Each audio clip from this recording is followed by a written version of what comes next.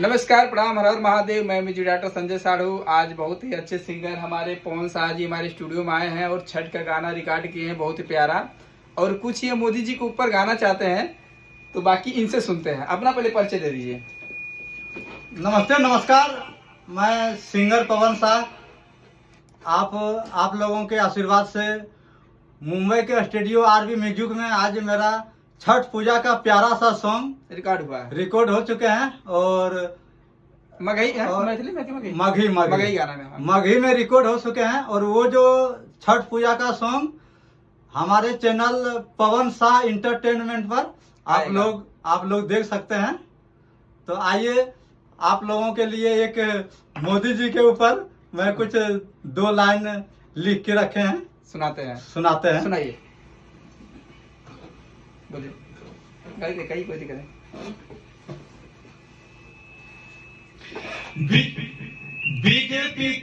BJP के नेता सब महान है, बीजेपी के नेता सब महान है कि मोदी जी भारत के बरांड है, कि बीजेपी के नेता सब महान है कि मोदी जी भारत के बरांड है, कि देश विदेश में चले मोदी जी के चर्चा, देश विदेश में चले मोदी जी के चर्चा, मोदी जी बीजेपी के बरांड है, मोदी जी बीजेपी के बरांड है कि मोदी जी कि बीजेपी के नेता सब महान है,